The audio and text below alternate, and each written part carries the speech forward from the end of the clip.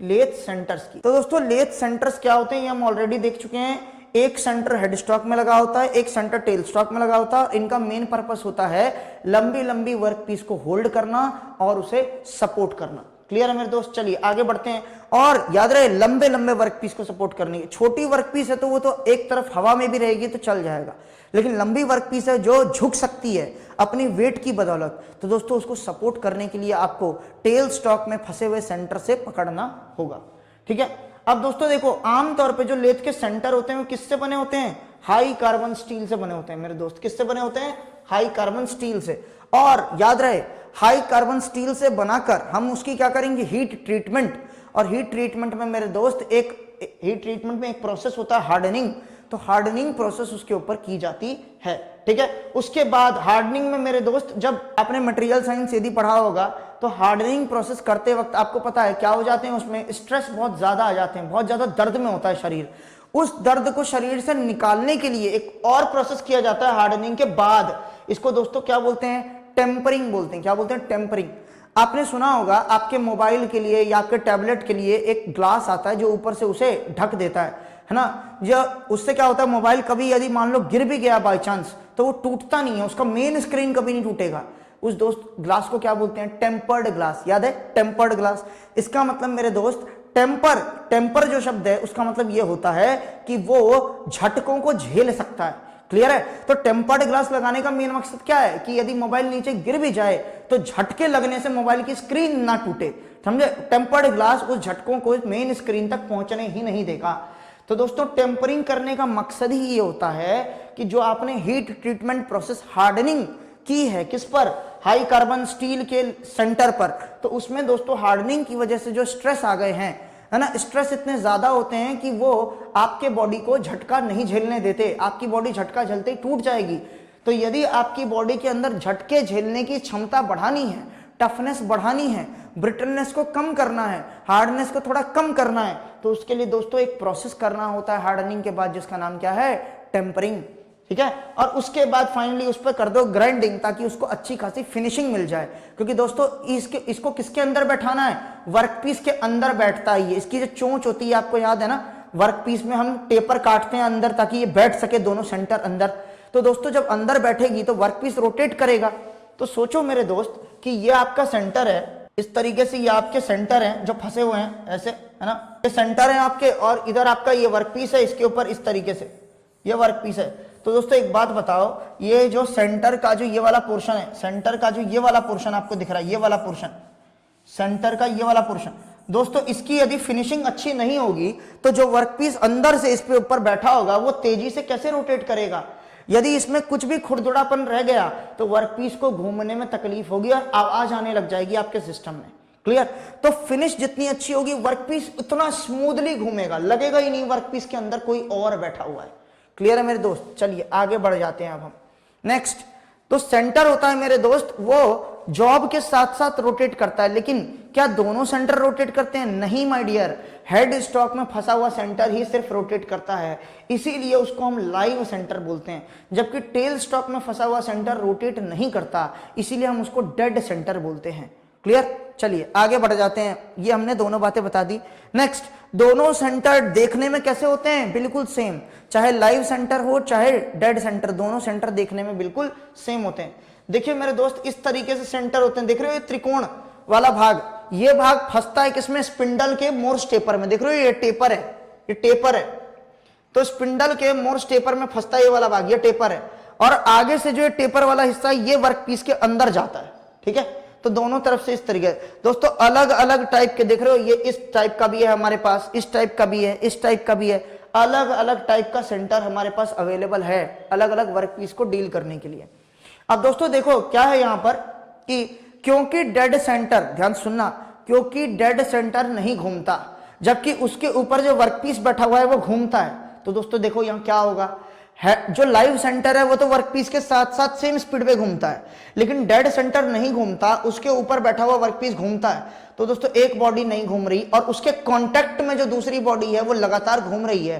तो आपको नहीं लगता दोस्तों जहां पर दोनों कांटेक्ट कर रहे हैं वहां पर फ्रिक्शन पैदा होगी, और क्योंकि फ्रिक्शन पैदा होगी तो गर्मी पैदा होगी, टेम्परेचर बहुत हाई होगा, इसलिए वहां पर वेल्डिंग के चांस हैं, चिपक सकते हैं आपस में। दोस्तों यदि इसे आपको बचाना है तो वहां पर आपको लुब्रिकेशन देना होगा। लुब्रिकेशन देने से दोस्तों क्या होगा, लगातार जब दोनों के कॉन्टेक्ट सरफेस पे तेल जाएगा तो उनकी चिपकने की जो भी संभावनाएं हैं वो खत्म हो जाएंगी। ठीक है, next, the top angle of the corner point of the lathe center is 60 degree. दोस्तों जो सबसे बड़ा एंगल हो सकता है लेथ के कोने, जो सेंटर के कोने हैं, जो कोना हम बनाते हैं जो फंसता है वर्क पीस में, वो मैक्सिमम कोने का एंगल कितना हो सकता है, 60 डिग्री। मतलब जो ये हम सेंटर बना रहे हैं इस तरीके से, तो ये जो मैक्सिमम एंगल हो सकता है मेरे दोस्त वो हो सकता है 60 डिग्री। क्लियर, नेक्स्ट चलिए आगे बढ़ते हैं। तो मोर्स, टेपर, शैंक और टैंग। दोस्तों ये ड्रिल की बात हो रही है, ड्रिल के अंदर हम यूज करते हैं मोर्स टेपर। ठीक है, मोर्स टेपर का। और टैंग, टैंग क्या होता है दोस्तों बताऊंगा। ड्रिल में जो ऊपरी भाग होता है ना, जो फंसता है एक्चुअल में स्पिंडल के अंदर, ड्रिल के चक में जो मेन पोर्शन फंसता है ड्रिल का, उसे दोस्तों बोलते हैं टैंग। ठीक है, चलिए now next, different types of lathe centers, ordinary center, half center, tipped center, ball center. दोस्तों इतना हमारे लिए इंपॉर्टेंट नहीं है, बस आप नाम भर जान लीजिए। ठीक है, आपको रिसर्च करनी हो तो आप आराम से, बेइंतहा टाइम है आपके पास, आप आराम से बैठ के इन पर रिसर्च कर सकते हैं। लेकिन हमारे एग्जाम पॉइंट ऑफ व्यू से इतने सारे टाइप के सेंटर्स हमारे एग्जाम के लिए इंपॉर्टेंट नहीं है। लेकिन हाँ, आपकी रुचि जरूर होनी चाहिए जानने में, जानने के लिए अथाह है मेरे दोस्त। ठीक है, एक पूरा सब्जेक्ट है, पूरी इंजीनियरिंग की एक ब्रांच है प्रोडक्शन एंड इंडस्ट्रियल, सुना होगा आपने P&I ब्रांच। उसके बाद एक और ब्रांच है टूल एंड डाई। तो दोस्तों देख रहे हो, जानने के लिए तो बहुत कुछ है, पूरी ब्रांच की स्थापना हो रखी है। लेकिन हमें मैकेनिकल इंजीनियरिंग के प्रोस्पेक्ट से पढ़ना है। ठीक है, मैकेनिकल एंड ऑटोमेशन या फिर माइनिंग, इनमें जितना प्रोस्पेक्ट है उनके हिसाब। चलिए दोस्तों आगे बढ़ाते हैं हम इसे। अब नेक्स्ट है दोस्तों ऑर्डिनरी सेंटर। क्या है next, ordinary center.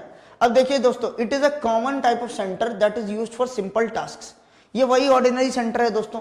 Half centre क्या हो गया, टिप पोर्शन इस सेंटर का जो है दोस्तों relieved by less than half. इसका जो टिप सेंटर है वो लेस देन हाफ से रिलीव किया जाता है। हम हाफ सेंटर देख रहे थे, राइट। तो हाफ सेंटर में क्या है, the tip of this centre is relieved by less than half. इस पॉइंट को अच्छे से समझने के लिए आइए डायग्राम देखते हैं इसका। तो देखिए यहाँ पर आपको अलग अलग टाइप के सेंटर्स दिखाई दे रहे होंगे। हम यहीं से सारे पॉइंट्स अपनी क्लियर कर लेंगे। ठीक है, उसके बाद हम एक बार पॉइंट्स को देखते हुए निकल जाएंगे। देखिए, तो ऑर्डिनरी सेंटर वैसा ही होता है जैसे अभी तक हमने आपको बताया। आगे से क्या होगा, टेपर होगा, और यही वाला हिस्सा है जो वर्कपीस के अंदर जाके फंसता है। दिखाया था ना आपको, वर्कपीस के दोनों तरफ से अंदर एक टेपर्ड होल बनाया जाता है जिसमें ये लोग फंस जाते हैं जाके। ठीक है, चलिए नेक्स्ट, यही है हाफ सेंटर। दोस्तों ध्यान से देखो, इसमें जो बचा हुआ आधा पोर्शन है नीचे का जो आधा पोर्शन है, उसमें आधे पोर्शन में थोड़ा सा हिस्सा काट के निकाल दिया गया है। मतलब टोटल यदि मैं सेंटर देखूं तो सेंटर के टिप का आधे से कम का इलाका निकाल कर फेंक दिया गया है। दोस्तों ये ज्यादातर कहां करते हैं हम, ये फेसिंग ऑपरेशन जब हम करते हैं ना, वहां पर किया जाता है, फेसिंग ऑपरेशन में। ठीक है, याद रखना इंपॉर्टेंट है। हाफ सेंटर से बोलते हैं। ठीक है, हाफ नहीं है, हाफ मटेरियल नहीं निकाला है, हाफ से थोड़ा कम मटेरियल निकाला है, लेकिन हाफ सेंटर से हम बोलते हैं, फेसिंग ऑपरेशन में यूज करते हैं। ओके, टिप्ड सेंटर क्या है दोस्तों, मैंने आपको टिप्ड टूल बताया था। क्या करते थे उसमें, हम जो टिप होता था ना, टिप स्टार्टिंग का, उस पोर्शन में हम टूल लगाते थे, है ना, इंसर्ट लगाते थे, याद होगा आपको। तो देखो जरा ध्यान से कि इसका ये जो टिप है ना मेरे दोस्तों, इसका ये वाला जो टिप वाला पोर्शन है, ये वाला पोर्शन, ये वाला पोर्शन, ये क्या है, इंसर्ट है। क्या है ये, इंसर्ट आपको पता है क्या होता है, ये इंसर्ट क्या होता है, टूल होता है। ये दोस्तों किसका टूल होगा टिप सेंटर में, कार्बाइड का हो सकता है। ठीक है, तो इस तरीके से ये इंसर्ट है और यही है वो टूल। ठीक है, जो आपके वर्कपीस के अंदर जाकर वर्कपीस को होल्ड करने में आपकी मदद करेगा। ठीक है, तो फिलहाल इस तरीके से ये इंसर्ट आगे लगता है। तो टिप्ड सेंटर का मतलब दोस्तों आगे की तरफ एक टिप लगा हुआ है। दोस्तों ये क्या मदद करेगा, आपको पता है कि ये वाला हिस्सा जो है ये वर्कपीस के अंदर रहता है। तो जब ये हिस्सा वर्कपीस के अंदर होता है तो दोस्तों यदि इस हिस्से में सरफेस फिनिश अच्छी नहीं हुई तो क्या होगा, रगड़ पैदा होगी किसके, वर्कपीस और इस टिप के बीच में। क्योंकि देखो ये टिप अंदर है वर्कपीस के, और वर्कपीस जब घूमेगा तो क्या होगा, ये टिप की सरफेस फिनिश लाजवाब होनी चाहिए। इसके लिए हम अलग से इंसर्ट यहां पर इंट्रोड्यूस करते हैं। बाकी ये पूरा पोर्शन क्या कहलाता है मेरे दोस्त, ये है शैंक। क्या है ये, शैंक। ठीक है, तो इसे हम टिप्ड सेंटर बोलते हैं। नेक्स्ट आ जाइए बॉल सेंटर। नेक्स्ट है हमारे पास बॉल सेंटर। बॉल सेंटर में दोस्तों देखिए क्या है, आगे की तरफ क्या लगा हुआ है, बॉल।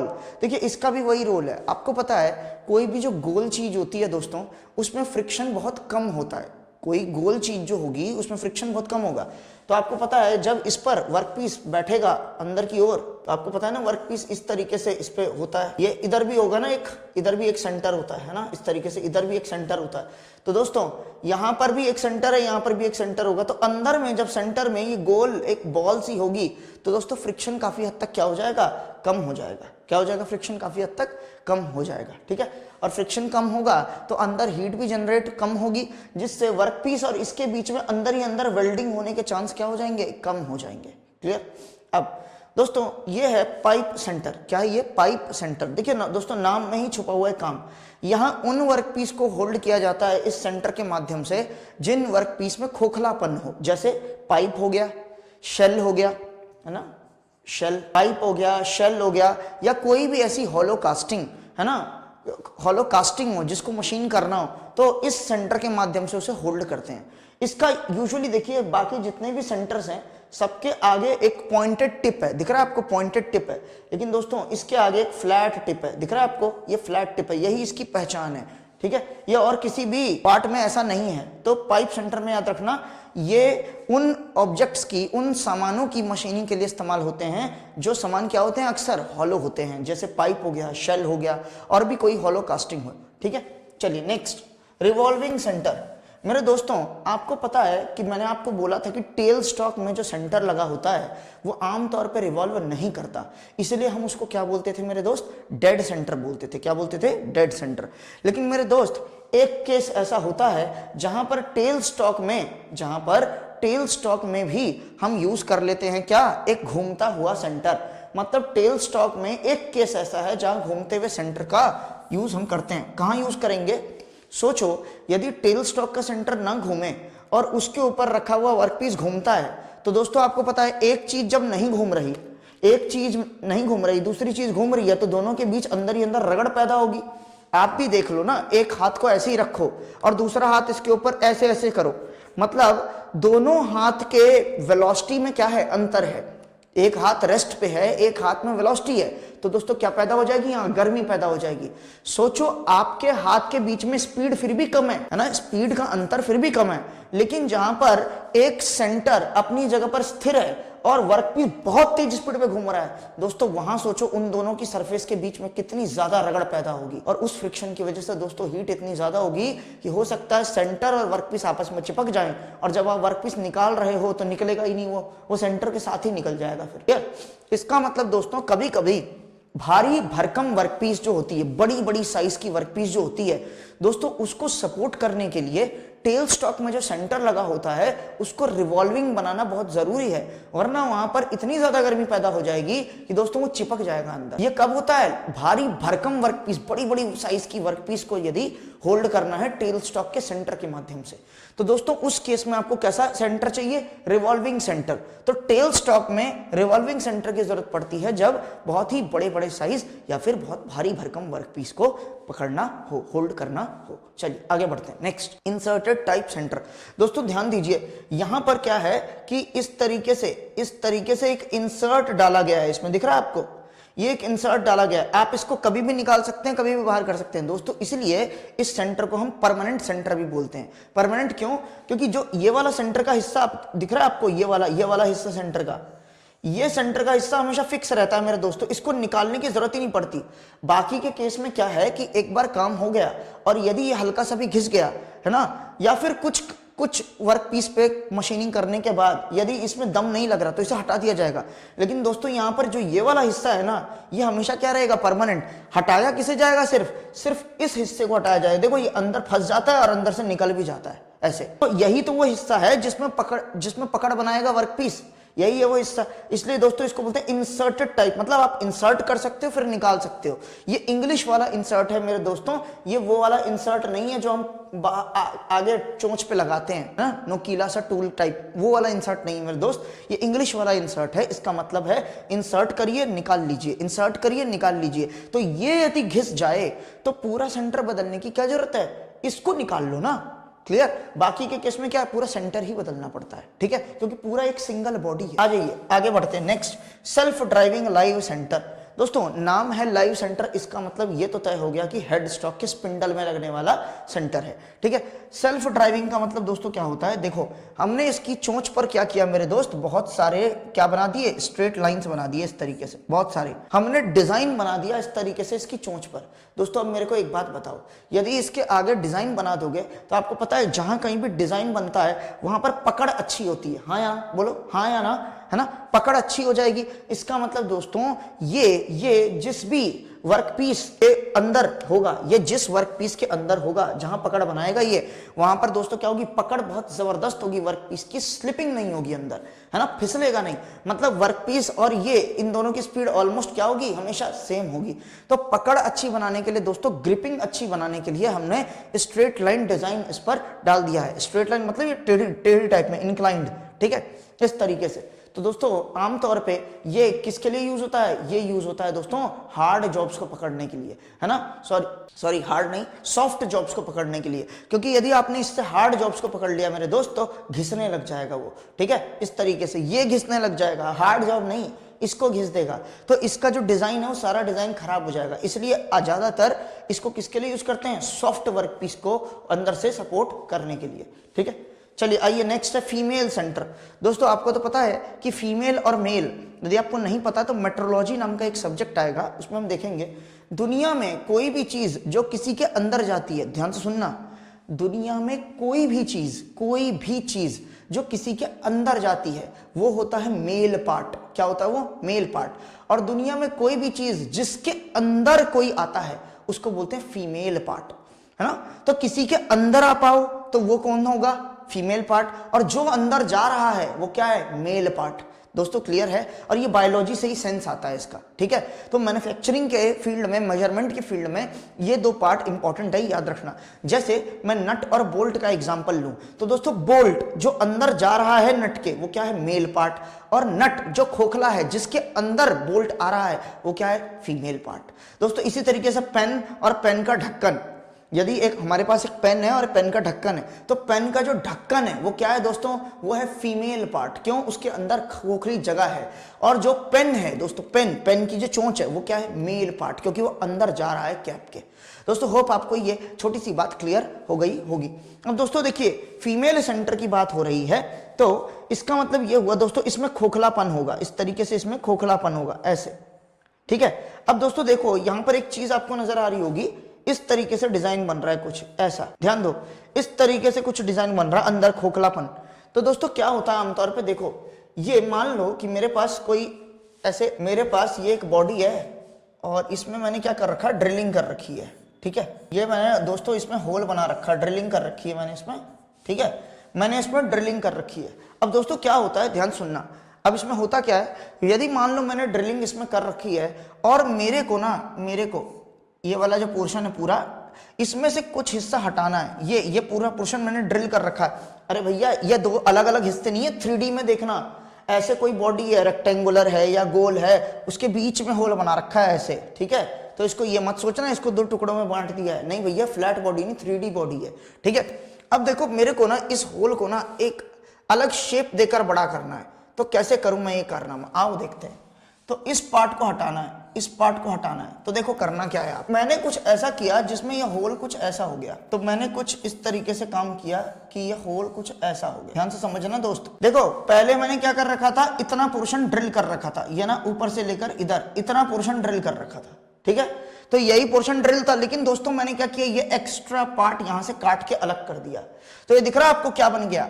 इसमें क्या होगा, अब आराम से किसी भी बॉडी में आप इस टाइप का स्क्रू फिट कर सकते हो, देखा भी होगा आपने, इस टाइप का स्क्रू आप फिट कर सकते हो। तो दोस्तों इस टाइप के स्क्रू के शोल्डर को, दोस्तों इसे बोलते हैं शोल्डर, इस टाइप के स्क्रू को, शोल्डर को यदि आपको किसी बॉडी में फिट करना है तो इस टाइप से होल बनाना पड़ेगा। और दोस्तों इस टाइप के होल को बनाने के लिए ही हमारे पास एक खास तरीके का क्या होता है, टूल होता है, जिसे हम बोलते हैं काउंटर संक। क्या बोलते हैं दोस्तों, काउंटर। ये हालांकि ड्रिलिंग चैप्टर में आता है, लेकिन मैंने अभी बता दिया आपको। इसे क्या बोलते हैं दोस्तों? काउंटर संक। तो एक टूल होता है काउंटर संक नाम का, जो इस तरीके का डिजाइन बनाता है, ठीक है, इस तरीके का डिजाइन, ताकि ऐसे स्क्रू को इसमें बॉडी में फिट किया जा सके, ठीक है। तो काउंटर संक, और जो ये होल बना है ना मेरे दोस्त, इसको बोलते हैं काउंटर सिंकिंग। ये प्रोसेस जो है जिससे होल मैंने बनाया है, इसको बोलते हैं काउंटर सिंकिंग। क्लियर? अब देखो दोस्तों, यहां पर ध्यान से देखो आप, इस तरीके से इसमें गैप है, ठीक है। तो ऐसी कोई भी बॉडी जिसमें इस तरीके का होल बनाना पॉसिबल ना हो, कैसा होल? Counter sinking. ऐसी कोई भी बॉडी जिसमें काउंटर सिंकिंग वाला होल बनाना पॉसिबल ना हो, उन बॉडीज को होल्ड करने के लिए दोस्तों क्या यूज करते हैं? Female centre. क्या यूज करते हैं? Female centre. तो दोस्तों याद रखना कि इस तरीके का जो ये जिस बॉडी में नहीं बन पाएगा, जिस वर्कपीस में नहीं बन पाएगा, उसकी भरपाई करने के लिए किस सेंटर का यूज करेंगे होल्ड करने के लिए? फीमेल सेंटर का यूज करेंगे। क्लियर? चलिए आगे बढ़ते हैं मेरे दोस्त। अब नेक्स्ट हमारा लास्ट सेंटर ये रहा, स्विवल वी सेंटर। दोस्तों देख रहे हो ये वी टाइप, इसी वी वाले ग्रूव में फंसता है क्या? वर्कपीस। इसी वी वाले ग्रुप में वर्कपीस को फंसाते हैं, इसे स्विवल वी सेंटर भी हम बोलते हैं। चलिए दोस्तों शुरू करते हैं, देखना एक एक करके पॉइंट। ऑर्डिनरी सेंटर, ये दोस्तों हमने देखा था, ऑर्डिनरी सेंटर तो नॉर्मल सेंटर है जो हम यूज करते हैं। नेक्स्ट हाफ सेंटर, दोस्तों याद है ना आपको, आधे से कम पोर्शन का मटेरियल निकाल दिया था नीचे वाले हिस्से में। देखो नीचे कुछ नहीं होता, सब पूरा गोल है, लेकिन वो आपको बोर्ड पर नीचे वाला हिस्से का आधा पोर्शन रिमूव दिख रहा था। तो नीचे वाले पोर्शन में, मतलब जो आधा पोर्शन है उसमें से आधे से थोड़ा कम वो पोर्शन क्या किया है? रिलीव। रिलीव मतलब निकाल दिया गया है, ठीक है। रिलीव का मतलब दोस्तों होता है निकाल देना, इसका मतलब होता है देना, ठीक है। तो रिलीव का मतलब होता है दोस्तों निकाल देना। तो निकाल कर हमने क्या कर दिया दोस्तों? बाहर कर दिया, ठीक है। चलिए आगे बढ़ते हैं हम। नेक्स्ट, तो half centre, it is used when facing the job without disturbing the setting. मैंने आपको बोला था ये कौन से उसमें यूज होता है? फेसिंग के केस में यूज होता है। किसमें? फेसिंग में यूज होता है। टिप्ड सेंटर दोस्तों बता दिया। देखो आगे से हम क्या यूज करेंगे? एक कार्बाइड का टिप यूज करेंगे। मैंने बोला था ना दोस्तों, हम टूल का टिप यूज करते हैं या फिर इंसर्ट यूज करते हैं, ठीक है।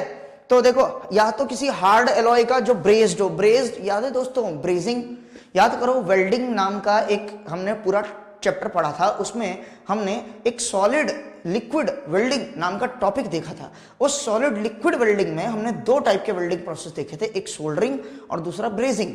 तो दोस्तों ब्रेजिंग में आपको याद होगा, आपने जो फ्लक्स यूज किया था उसका नाम था बोरेक्स। बोरेक्स का फॉर्मूला दोस्तों Na2B4O7, ठीक है, और पानी के कुछ मॉलिक्यूल्स। तो Na2B4O7 दोस्तों बोरेक्स में बोरॉन होता है, B4 दोस्तों, ये B क्या है? बोरॉन है, और इसका एटॉमिक नंबर कितना होता है? 5 होता है।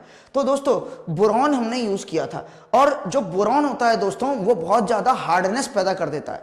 तो दोस्तों क्या होगा कि इसका जो टिप होगा या तो वो कार्बाइड का होगा या फिर किसी ऐसे एलॉय का होगा जिस पर ब्रेजिंग की गई हो। तो ब्रेजिंग से आपको पता है हार्डनेस बहुत ज्यादा बढ़ जाती है, क्योंकि उसमें बोरॉन की मात्रा आ जाती है, ठीक है मेरे दोस्त। तो उसके नोज पर है ना, जो स्टील का शैंक है उसके नोज पर, नाक पर, आपने देखा था ना एकदम चोंच पर हमने छोटा सा टिप दिया हुआ था। तो दोस्तों ये दिया जाता है कार्बाइड का ये। और दोस्तों देखो इतना हार्ड होगा तो क्या वो वियर एंड टियर होगा? जल्दी नहीं होगा।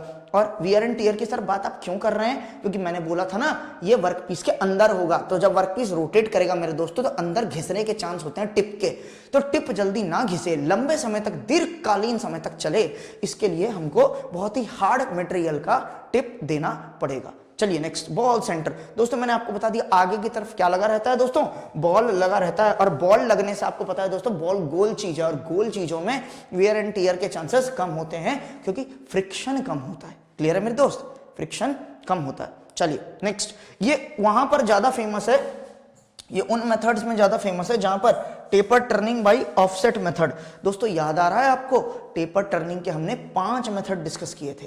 पहला मेथड कौन सा था मेरे दोस्त? पहला मेथड था फॉर्म टूल, जहां पर टूल का शेप जानबूझ के वैसा ही बनाया गया था जैसा आपको टेपर या फिर इंक्लाइंड कट चाहिए। दूसरा याद आ रहा है आपको दोस्तों, शैम्फरिंग।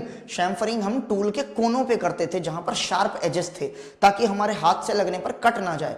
मतलब ऑपरेटर को हार्म से बचाने के लिए, किसी बंदे जो ऑपरेट कर रहा है या कोई जो पकड़ रहा है उसको हार्म, कोने पे जो कोने पे जो एजेस बहुत शार्प होते हैं कटे हुए, उनसे बचाने के लिए कोनों को हम क्या कर देते थे, टेपर मार देते थे कोनों पे। और यूजुअली ये टेपर दोस्तों 45 डिग्री का होता था। इसी टेपर को हम शैम्फर बोलते थे और जो प्रोसेस है उसे शैम्फरिंग बोलते थे।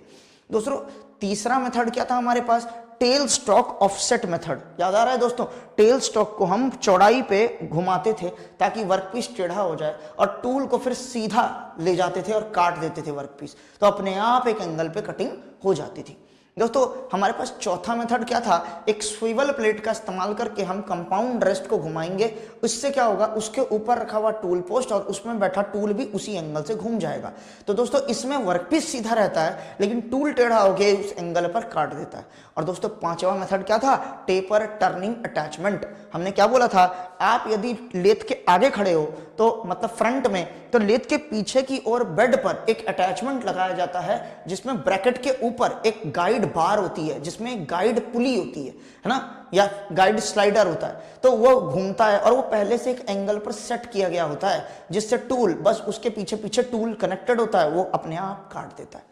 दोस्तों ये 5 मेथड थे टेपर टर्निंग के जो आपके सेमेस्टर के लिए भी इंपॉर्टेंट है 15 मार्क्स में।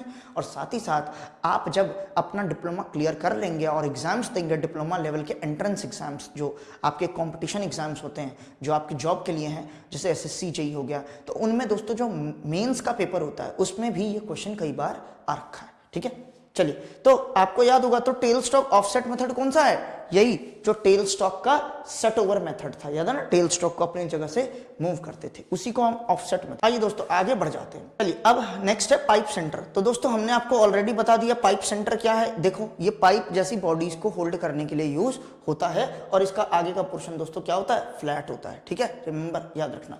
चलिए नेक्स्ट, तो इसका टिप क्या होता है दोस्तों, फ्लैट होता है, इंपॉर्टेंट है। और मैंने बोला किसको सपोर्ट करने के लिए, हॉलो पाइप जैसी हॉलो बॉडीज को, जैसे पाइप हो गया, शेल हो गया ना, और हॉलो वर्क पीसेस को।